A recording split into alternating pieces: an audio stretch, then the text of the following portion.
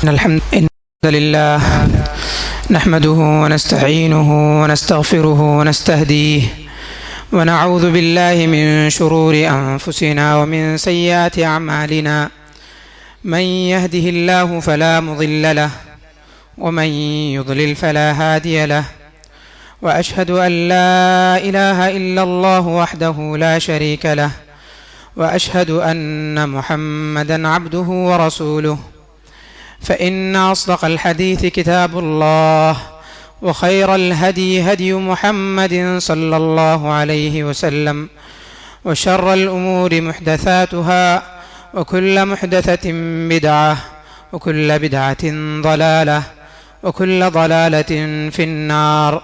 أعوذ بالله من الشيطان الرجيم. بسم الله الرحمن الرحيم.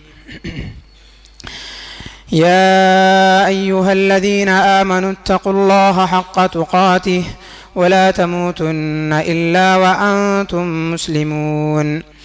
يا أيها الناس اتقوا ربكم الذي خلقكم من نفس واحدة وخلق منها زوجها وبث منهما رجالا كثيرا ونساء واتقوا الله الذي تساءلون به والأرحام إن الله كان عليكم رقيبا.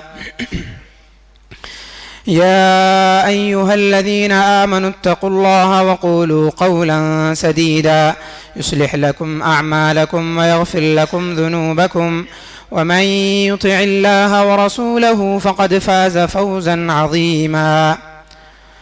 وقال الله عز وجل: ظهر الفساد في البر والبحر بما كسبت أيدي الناس.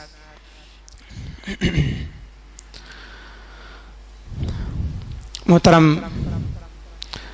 بزرگوں، میرے نوجوانوں، پردہ نشین ماؤں اور بہنوں، اس جمعہ میں میرا موضوع اور ٹاپک ہے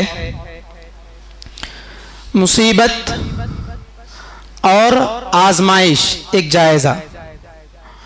مصیبت اور آزمائش ایک جائزہ، ایک سروے. کئی دفعے ہم سنتے ہیں اللہ کی جانب سے یہ آزمائش ہے. کبھی ہم ایسا بھی سنتے ہیں یہ تو مصیبت آ پڑی ہے.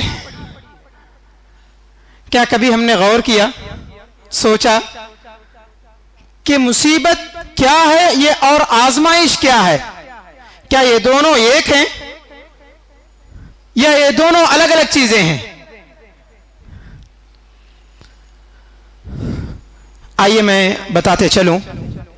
مصیبت اور آزمائش دونوں الگ الگ چیزیں ہیں. عربی میں مصیبت کو مصیبت ہی کہا جاتا ہے یا شر کہا جاتا ہے، اور آزمائش کو عربی میں فتنہ، ابتلا، امتحان، اختبار کہا جاتا ہے. آزمائش، اور یہ اللہ کی جانب سے مقدر ہو کے تقدیر بن کر کے لوگوں کے پاس آئے گی. اس میں انسان کا کوئی دخل نہیں ہوگا. کیسے؟ سب سے پہلی چیز مصیبت. میں نے خطبہ مسنونہ کے بعد ایک آیت کریمہ تلاوت کی.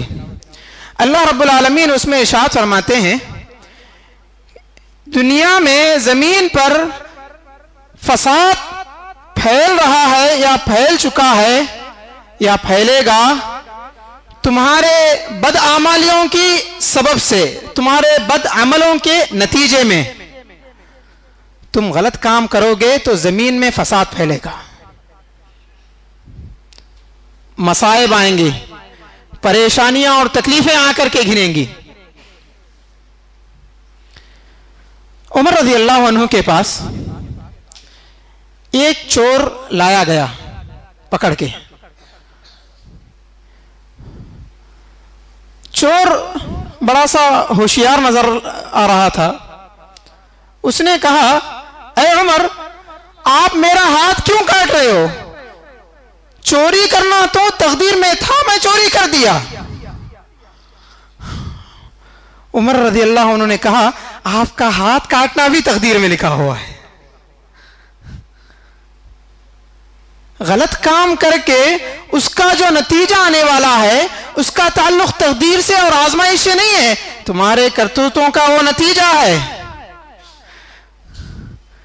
اگر کوئی انسان چوری نہیں کیا تھا، حلال کا مال کما رہا تھا، اچانک اس کے اوپر کوئی مصیبت آئی اور اس کا مال برباد ہو گیا، ایسی صورت میں ہم کہیں گے یہ آزمائش ہے، یہ تقدیر ہے۔ لوگوں کو دھوکہ دے کر کے پیسہ لوٹ رہا تھا، جھوٹ بول کر کے پیسہ بٹور رہا تھا، پیسہ جمع کر رہا تھا،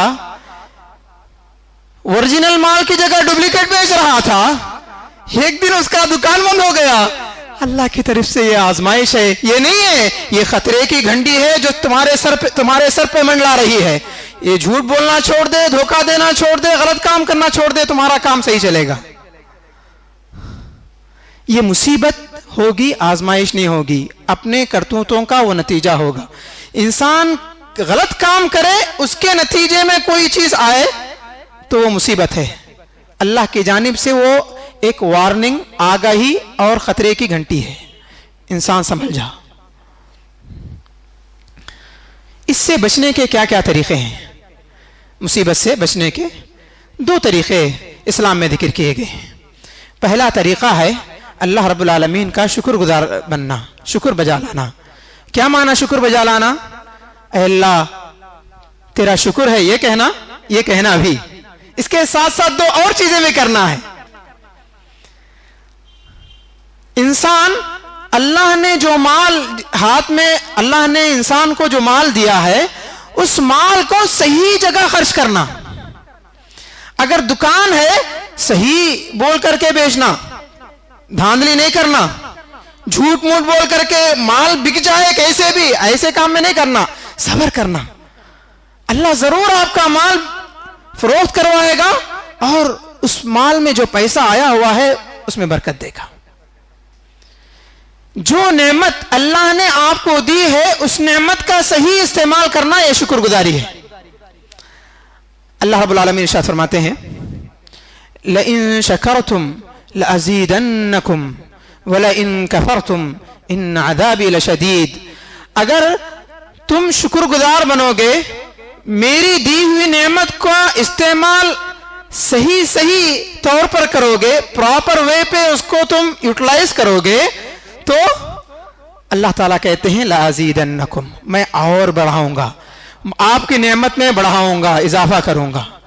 اگر تم غلط کر کے جس نعمت کو میں دیا ہوں اس کا صحیح استعمال نہیں کرو گے تو وَلَئِن كَفَرْتُ إِنَّ عَذَابِي لَشَدِيدٌ، میرا عذاب، میری گرفت بڑی خطرناک ہے، دنیا میں بھی آخرت میں بھی۔ دنیا میں آپ کا نقصان ہو جائے گا، اس کو میں بدل دوں گا، اور آخرت میں اس کی پوچھ گچھ بھی ہوگی۔ یہ پہلا طریقہ ہے، انسان سے اگر کوئی پریشانی، کوئی غلط کام ہو جائے تو فوراً وہ شکر گزاری کے راستے پر آ جائے، غلط کام کو چھوڑ دے۔ اب تک جھوٹ بول کے بیچ رہا تھا، ڈپلیکیٹ مال کو اوریجنل بنا کے بیچ رہا تھا، دھوکہ دہی کر کے بیچ رہا تھا، اب یہاں سے وہ اس بات کا عہد کر لے کہ میں یہاں سے اٹھ کے جانے کے بعد انشاءاللہ ایسا نہیں کروں گا۔ ایسے انسان کو اللہ رب العالمین اس کی نعمت میں بڑھائے گا، اضافہ کرے گا۔ اس کے بجائے اگر یہ سوچے اب تک جھوٹ بولتے ہی آ رہا ہوں، گاڑی چلتے رہے، ایک 40 سال 50 سال 60 سال کے بعد حج کو چلا جاؤں گا، پاک ہو کے آ کے میں صحیح بزنس کروں گا، تو ایسے کا کوئی بھروسہ نہیں ہے، کبھی بھی اللہ رب العالمین اس کو ڈبا سکتے ہیں۔ جس دن سے اس کو پتہ لگ گیا اس دن سے وہ سنبھل جائے، رب العالمین اس کے شکر گزاری کی وجہ سے نعمت میں اضافہ کریں گے۔ دوسری چیز اللہ رب العالمین ارشاد فرماتے ہیں وَأَن لَّيْسَ لِلْإِنسَانِ إِلَّا مَا سَعَى، انسان جو محنت کرے گا اس محنت کا صلہ، بدلہ، نتیجہ، رزلٹ اس کا آؤٹ پٹ ضرور آئے گا. صبح میں دکان کھولنا تھا, دوپہر میں دکان کھولنا شروع کیا, رات تک 10 بجے تک کھول رہے تھے سب, مغرب تک بند کر کے چلا گیا, گھر میں بیٹھا رہا, ایک دن دکان کا بیپار خراب ہو گیا. یہ اللہ کی طرف سے آزمائش ہے؟ نہیں, یہ تمہاری بدعملی کا نتیجہ ہے. آپ نے وقت پر جو کام کرنا تھا اس کو نہیں کیا, کیونکہ یہ اللہ رب العالمین کا قاعدہ ہے وَأَن لَيْسَ لِلْإِنسَانِ إِلَّا مَا سَعَى, جس نے جتنی محنت کی اس کو اتنا بدلہ ملا اور ملے گا. یہ رہا مصیبت کا معنی, اور آنے پر مصیبت سے بچنے کے 2 طریقے علاج, ایک شکر گزاری اور دوسرا لگاتار محنت. محنت چھوڑ کر کے آپ کے اوپر کوئی مصیبت آ جائے تو یہ نہ سمجھو کہ یہ اللہ کی آزمائش ہے, یہ مصیبت ہے, آپ نے کام میں کمی کی ہے. دوسرا میرے موضوع کا پہلو آزمائش, جس کو عربی میں ابتلا کہتے ہیں, اور یہ اللہ کی جانب سے تقدیر بن کر کے آتی ہے, یہ انسان کا اس میں کوئی عمل دخل نہیں ہوتا ہے. اللہ رب العالمین جب بندے کو دیکھتے ہیں, کسی کو چاہتے ہیں, تو رب العالمین اس کو آزمائش میں مبتلا کرتے ہیں. کچھ دنیا کی نعمتوں کو چھینتے ہیں تاکہ آخرت میں اس کو بے بہا نعمتیں, اس کا بڑا بہترین بدلہ اس کو آخرت میں دیں. اللہ کے نبی علیہ السلام نے فرمایا ان اللہ اذا حب قوما ابتلاہم, جب اللہ تعالی کسی قوم کو, کسی کو چاہتے ہیں تو انہیں آزمائش میں مبتلا کر دیتے ہیں. کچھ مال میں نقصان پیدا کر دیں گے, اس کے بچے کو بچپن میں بچے کو چھین لیں گے, اس کے ماں باپ کا سایہ اس کے سر سے اٹھا لیں گے, کچھ نہ کچھ اس پر مصیبت ڈالیں گے آزمانے کے لیے. اب یہ کیسا پتا چلے کہ یہ مصیبت ہے یا آزمائش ہے؟ خود انسان دیکھے کہ یہ میرے غلط کام کا نتیجہ ہے یا میں اچھا کام کر رہا تھا, صدقہ و خیرات کر رہا تھا, زکوٰۃ برابر دے رہا تھا, اس کے باوجود میرا مال ڈوب گیا. اگر کوئی بندہ زکوٰۃ دے رہا تھا, اس کے بعد اگر اس کا مال ڈوب رہا ہے تو وہ آزمائش ہے.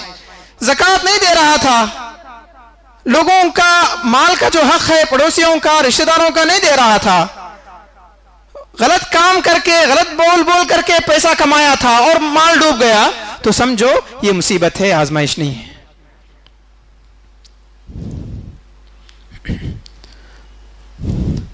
اللہ کے نبی صلی اللہ علیہ وسلم نے مصیبت آنے پر اگر کوئی بندہ صبر کرے تو اس کے لیے بیش بہا, کیا معنی بیش بہا, بہت سی فضیلتیں بیان کی ہیں, بہت سی اس کی فضیلتیں ہیں.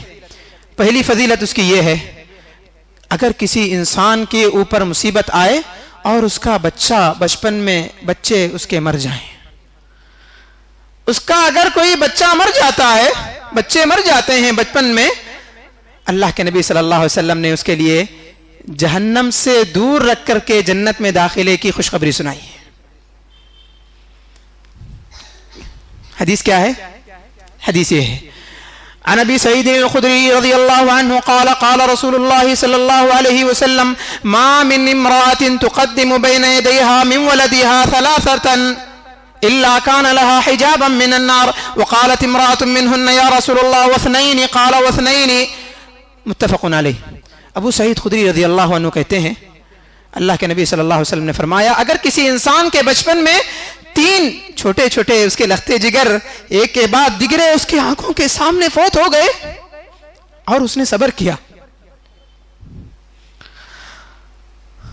اللہ کے حوالے معاملہ کر دیا, اللہ کے نبی صلی اللہ علیہ وسلم فرماتے ہیں قیامت میں یہ بچے ڈھال بن کر کے, ایک بیریئر, رکاوٹ بن کر کے آئیں گے, جہنم میں آپ کو جانے سے بچا لیں گے.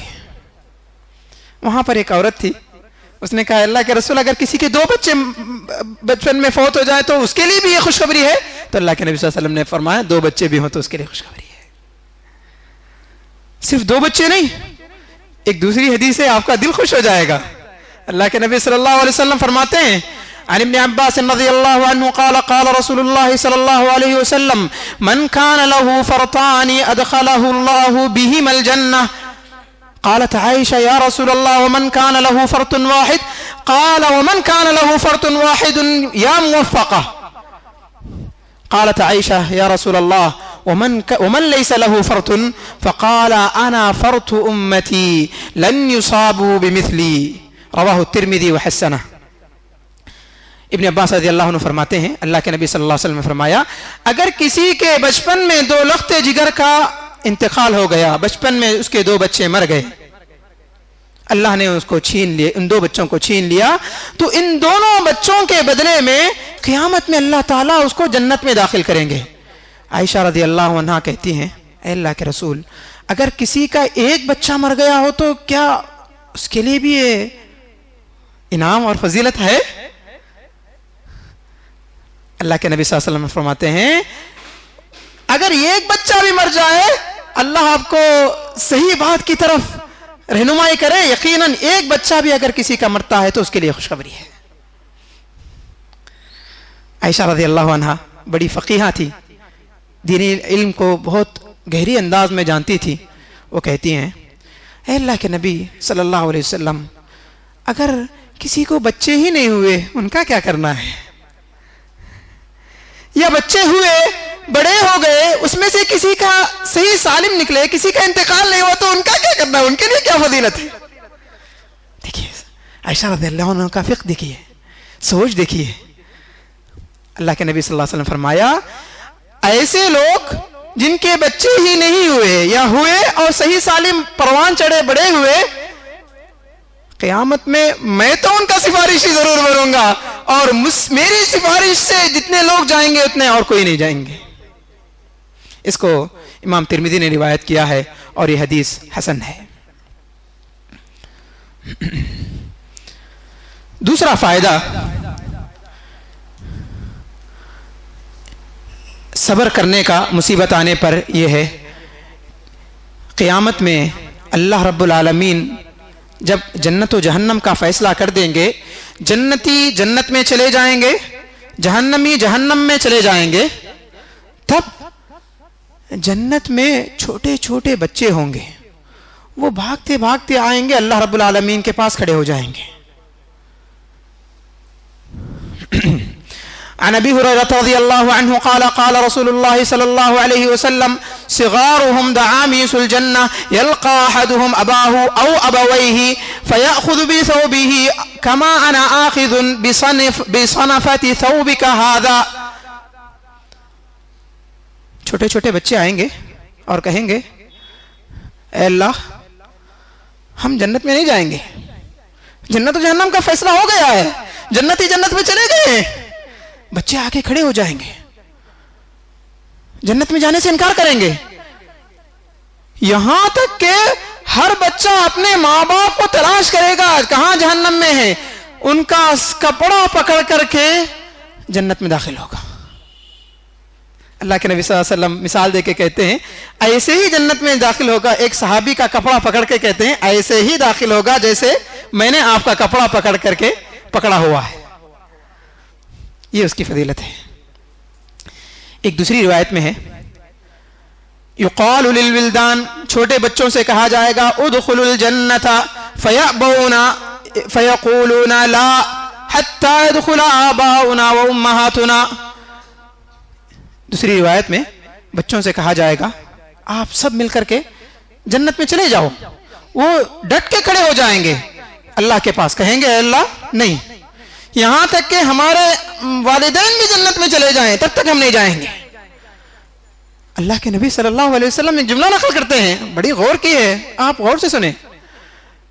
کہتے ہیں اللہ تعالیٰ کہیں گے فَيَقُولُ اللَّهُ عَزَّ وَجَلَّ مَا لِي أَرَاهُمْ مُحْبَنْطِينَ, کیا ہو گیا ان بچوں کو اتنا ڈٹ کے کھڑے ہوئے ہیں, میں جنت ہے, میں ان کو جانے کی اجازت دے رہا ہوں مگر جانے کے لیے تیار نہیں ہے.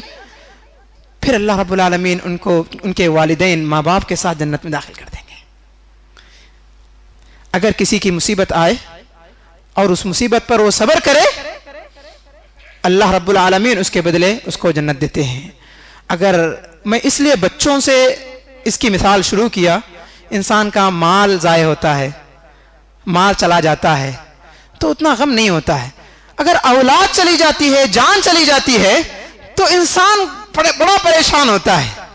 سب سے بڑی مصیبت وہ ہے اولاد، یعنی جان کی مصیبت. جان چلی جائے تو یہ سب سے بڑی مصیبت ہوتی ہے. اس کا تیسرا فائدہ یہ ہے،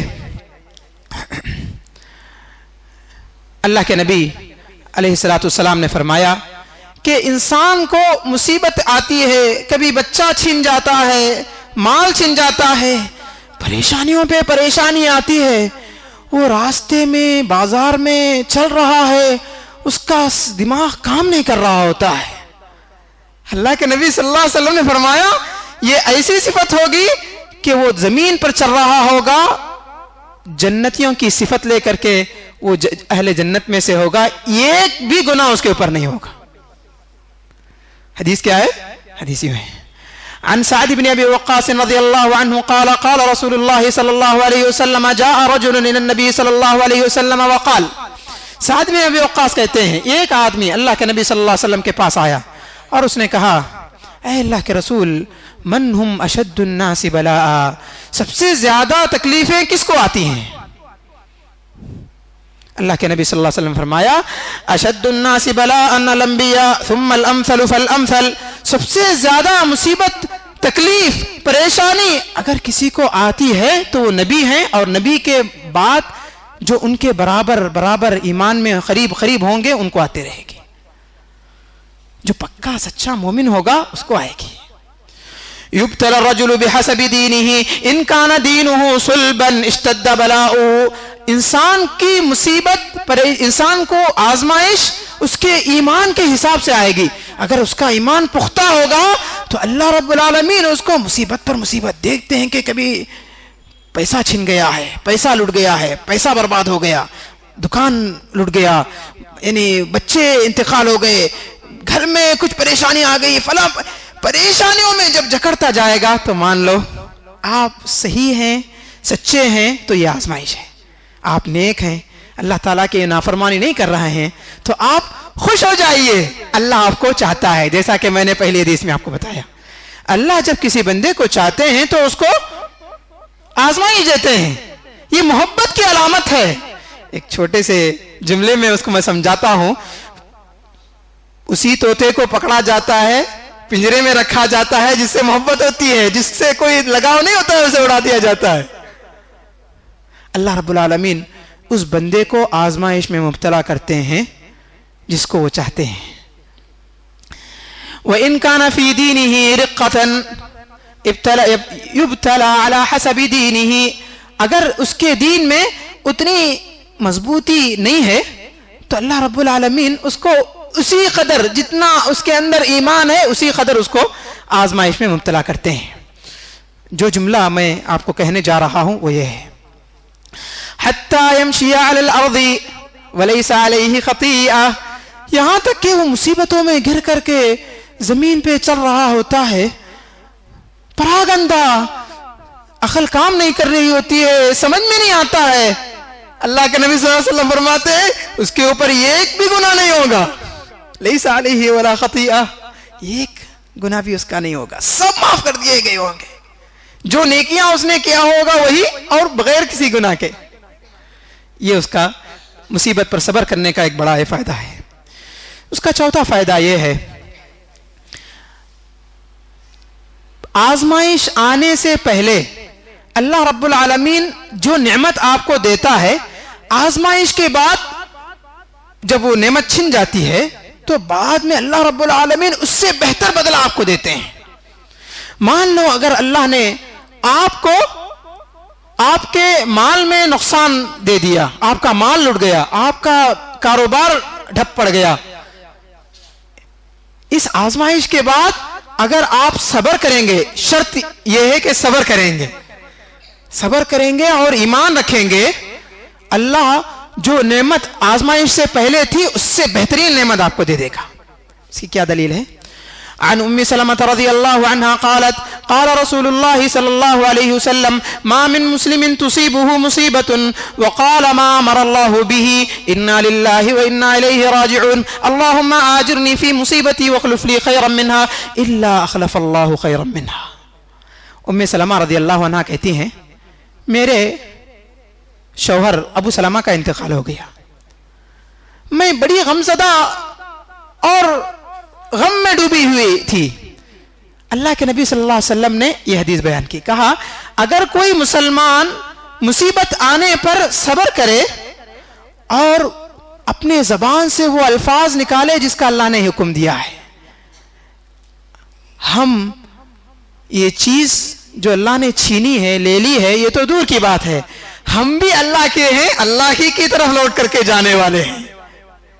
یہ جو چیز اللہ نے لی ہے وہ تو لی ہے، ہم بھی اللہ کے ہیں اور اللہ کی طرف لوٹ کے جانے والے ہیں. یہ جملہ انا للہ و انا الیہ راجعون یہ کہے، اس کے ساتھ ایک چھوٹی سی دعا پڑھے، اے اللہ اس مصیبت میں مجھے بہترین بدلہ دے. اللہ تعالی اس آزمائش میں اس کو اس سے پہلی والی نعمت سے بڑھ کر کے نعمت دیں گے. ام سلمہ کہتی ہیں قد قلتها، یہ تو اللہ کے نبی نے دعا سکھائی تھی، میں نے تو کہہ دی، مگر مجھے نہیں سمجھ میں آ رہا تھا کہ ابو سلمہ سے جو میرے شوہر جن کا انتقال ہو گیا ان سے بہتر اور کون ہو سکتے ہیں. سب سے پہلے اللہ کے نبی صلی اللہ علیہ وسلم کے پاس ہجرت کر کے جانے والے اگر کوئی تھے تو ابو سلمہ تھے. ام سلمہ کہتی ہیں اللہ کے نبی صلی اللہ علیہ وسلم سے میرا بعد میں جب نکاح ہوا تو مجھے سمجھ میں آ گیا اللہ نے مجھے بہترین شوہر دے دیا. جو بھی مال نقصان ہوگا، مصیبت آئے گی، آزمائش میں مبتلا ہوں گے، آپ کو دو کام کرنا ہے. پہلا ہے کہ آپ پورا اعتقاد رکھنا ہے یہ اللہ کا تھا وہ چلا گیا، ہم بھی اللہ کے ہیں، ہم بھی جانے والے ہیں، راجعون. اور ساتھ میں دعا کر لے اے اللہ اس سے بڑی بہترین نعمت مجھے عطا کر، آجرنی فی مصیبتی، میری مصیبت میں تو اجر دے اور اس سے بہتر چیز مجھے دے گا. اللہ آپ کا مال جو نقصان ہوا تھا وہ ضرور آپ کو بدلے گا. اس کا پانچواں فائدہ یہ ہے انسان جب کوئی آزمائش میں مبتلا ہو جاتا ہے تو اللہ رب العالمین اس آزمائش سے پہلے جو بھی اچھے کام کر رہا تھا اس کو ڈسکاؤنٹ میں، بونس میں، بغیر کسی کام کے وہ تمام نیکیاں دیتے جائیں گے، لکھتے جائیں گے. کیا دلیل ہے؟ عن ابن عباس رضی اللہ عنہ قال قال رسول اللہ صلی اللہ علیہ وسلم اذا مرض العبد او سافر كتب له مثل ما كان يعمل صحيحا مقيما رواه البخاری. ابن عباس رضی اللہ عنہ کہتے ہیں اللہ کے نبی صلی اللہ علیہ وسلم نے فرمایا اگر کوئی انسان بیمار ہو جائے یا سفر کر لے تو سفر کرنے سے پہلے یا بیماری کی حالت سے پہلے جو نمازوں کا اہتمام کرتا تھا، زکوٰۃ کو دیتا تھا، لوگوں کے ساتھ اچھا معاملہ کرتا تھا، اچھے اخلاق کے ساتھ پیش آتا تھا، بیماری کی حالت میں سو کر رہنے کے باوجود پوری وہ نیکیاں اس کو ملتی رہیں گی، ویسے ہی جیسے وہ چلتے پھرتے نیک کام کر رہا ہے. پینشن اس کو آتے رہے گی. نیک کاموں کا بڑا بہترین بدلہ، کام رک جانے کے باوجود بھی اللہ رب العالمین اس کے اکاؤنٹ میں اتنا ہی دیتے رہیں گے جتنا وہ کام کیا کرتا تھا. تندرستی کی حالت میں جو اچھے کام اخلاق کے ساتھ پیش آتا تھا، لوگوں کے ساتھ صحیح برتاؤ کرتا تھا، زکوٰۃ و خیرات، صدقہ و نمازوں کا اہتمام کرتا تھا، وہ تمام چیزیں اس کو آتی رہیں گی. کب تک؟ جب تک کہ وہ صحیح ہو جائے. اگر اسی میں انتقال ہو جائے تو اس کے آخری لمحے تک اس کے نیکیاں لکھی جائیں گی. اس کا چھٹا فائدہ یہ ہوگا، اس حدیث کو سنانے سے پہلے ایک بات میں آپ کو بتا دوں، دل آپ کا خوش ہو جائے گا. جب میں اس حدیث کو پڑھ رہا تھا تو میرا دل باغ ہو گیا تھا. میں اتنا خوش ہو گیا کہ نیک صبر کرنے والوں کا اتنا بڑا بہترین بدلہ ہے اسلام میں.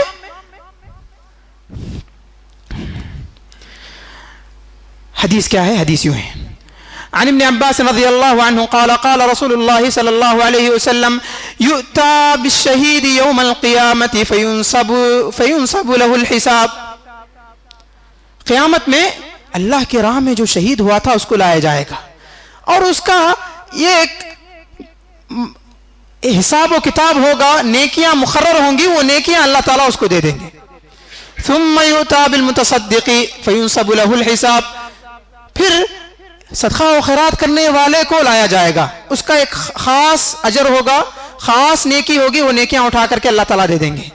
ثم یؤتی باہل البلاء فلا ينصب لهم الميزان ولا دیوان فیصب علیہم الاجر صبا. جو لوگ دنیا میں پریشان حال تھے، ایسے میں ان کا انتقال ہو گیا، ان کو لایا جائے گا. اللہ بولیں گے ترازو کو ہٹاؤ، میزان ہٹاؤ، کتاب حساب کتاب ہٹاؤ. فیصب علیہم الاجر صبا، اللہ تعالیٰ اپنی طرف سے بے تحاشا اس کو دے دیں گے، بے تحاشا اس کو نیکیاں دیں گے، بے تحاشا بغیر حساب کے دیں گے.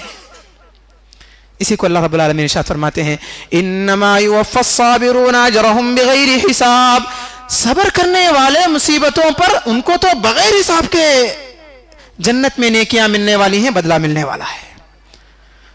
اللہ کے نبی صلی اللہ علیہ وسلم فرماتے ہیں حتی یتمنی اہل العافیہ، جو دنیا میں کیا کوئی بھی ان کو مصیبت نہیں آئی تھی، ان کا جسم تندرست تھا، صحت مند تھے، وہ قیامت میں تمنا کریں گے ان اجسادنا، کہ ہمارا جسم قرضت بالمقارض من احسان اللہ لہم، کہ اگر ہماری دنیا میں اتنی مصیبت آتی کہ ہمیں قینچی سے کاٹ دیا جاتا تو کاش کہ کتنا اچھا ہوتا. قیامت میں وہ لوگ تمنا کریں گے کہ اللہ ہمیں بھی مصیبت آئی ہوتی، اتنا مصیبت والوں کو اتنا بڑا بدلہ ہے تو کاش کہ ہمیں بھی آئی ہوتی، وہ تمنا کریں گے.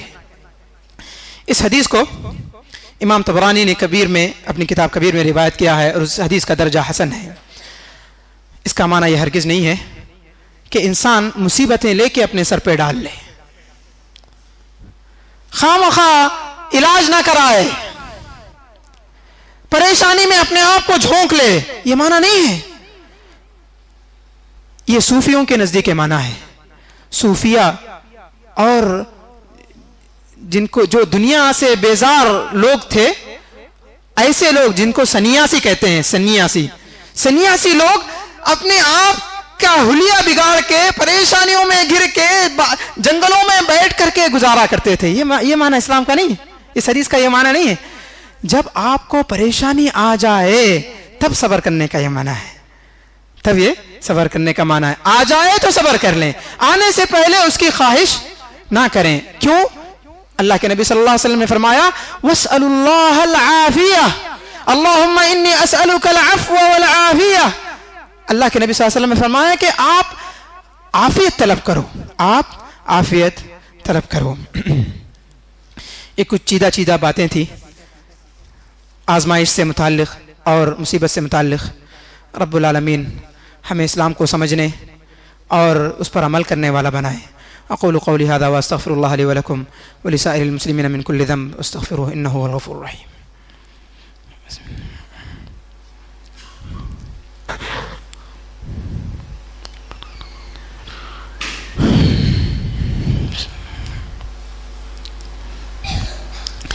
الحمد لله نحمده ونستعينه ونستغفره ونستهديه ونعوذ بالله من شرور أنفسنا ومن سيئات أعمالنا، ومن يهده الله فلا مضل له ومن يضلل فلا هادي له، وأشهد أن لا إله إلا الله وحده لا شريك له، وأشهد أن محمدا عبده ورسوله. أما بعد، أعوذ بالله من الشيطان الرجيم. بسم الله الرحمن الرحيم.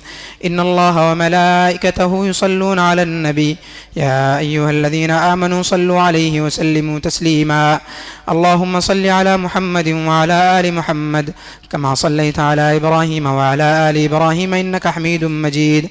اللهم بارك على محمد وعلى آل محمد كما باركت على إبراهيم وعلى آل إبراهيم إنك حميد مجيد. عباد الله رحمني ورحمكم الله، إن الله يأمر بالعدل والإحسان وإيتاء ذي القربى وينهى عن الفحشاء والمنكر والبغي يعظكم لعلكم تذكرون. اذكروا الله يذكركم وادعوه يستجب لكم، ولذكر الله تعالى أعلى وأجل وأتم وأكبر، والله يعلم ما تصنعون.